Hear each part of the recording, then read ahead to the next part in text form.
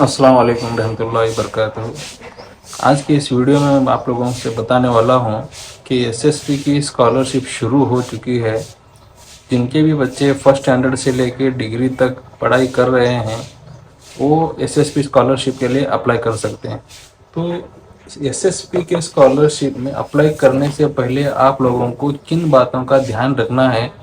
आपकी स्कॉलरशिप आती है तो ठीक है, अगर जिनकी नहीं आ रही है वो क्यों नहीं आ रही है वो मैं इस वीडियो में डिस्कस करने वाला हूँ, आप लोगों को बताने वाला हूँ। ध्यान से सुनिए।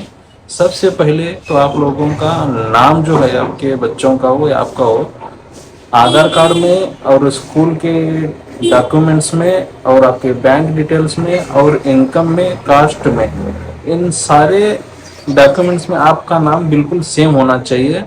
स्पेलिंग मिस्टेक नहीं रहना चाहिए। क्या होता है, आधार कार्ड में नाम कुछ और होता है और स्कूल के डॉक्यूमेंट्स में कुछ और होता है और इनकम कास्ट में कुछ और होता है और फिर बैंक के डिटेल्स में कुछ और होता है, पैन कार्ड में कुछ और होता है। थोड़ी थोड़ी स्पेलिंग मिस्टेक हो जाती है। ऐसा होने पे क्या होगा, वो डायरेक्ट बेनिफिट ट्रांसफ़र नहीं हो पाएगा। आपके अकाउंट में जितने भी गवर्नमेंट से आने वाले पैसे होते हैं या रकम होती है वो आपके अकाउंट में डायरेक्ट ट्रांसफ़र नहीं हो पाएगी, क्योंकि वहाँ पे डेटा मिसमैच बताएगा। तो इस वजह से आपके स्कॉलरशिप के पैसे नहीं आते। तो आप लोगों को क्या करना है, और भी कुछ चीज़ें हैं वो भी मैं यहाँ पे बताऊंगा आपको, तो ध्यान से सुनिए। सबसे पहले तो आप लोगों को ध्यान रखना है आपका नाम आधार कार्ड में और स्कूल के डेटाबेस में यानी कि SATS में, और फिर आपका इनकम में और कास्ट में। इन तीन ये मेन इंपॉर्टेंट चीज़ें, इनकम कास्ट, आधार कार्ड और स्कूल का STS डेटा में आपका नाम बिल्कुल सेम रहना चाहिए, मिसमैच नहीं होना चाहिए।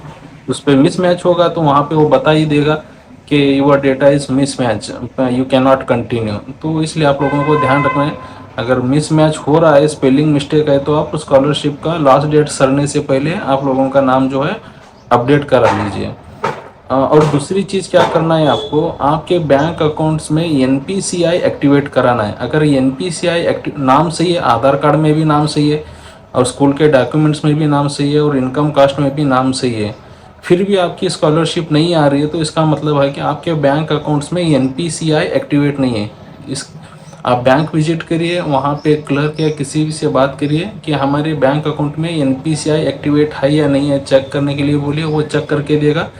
अगर नहीं है तो उसको बोलिए एक्टिवेट कर दे, तभी आपके स्कॉलरशिप के पैसे आएंगे। तो स्कॉलरशिप को अप्लाई करने की लास्ट डेट जो है फ़िलहाल तो 31 जुलाई है।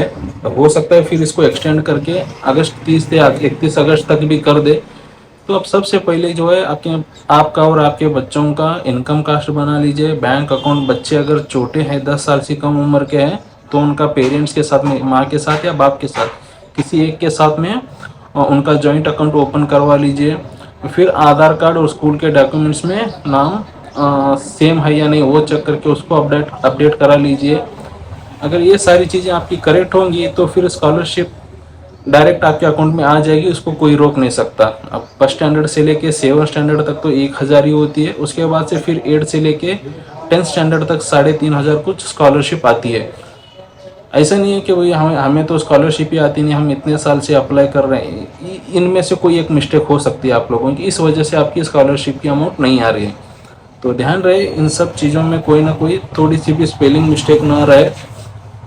अगर सारी चीज़ों में, सारे डॉक्यूमेंट्स में आपकी नाम की स्पेलिंग सही रहेगी तो फिर स्कॉलरशिप तो 100% आएगी।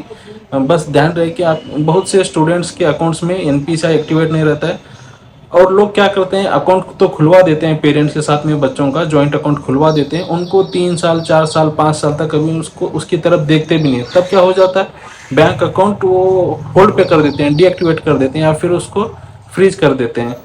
तो उससे पहले भी आपको क्या करना है, स्कॉलरशिप आने से पहले वहाँ पे आपको बैंक विजिट करना है, चेक करना है कि आपका बैंक अकाउंट आपके बच्चे का चालू है या नहीं है।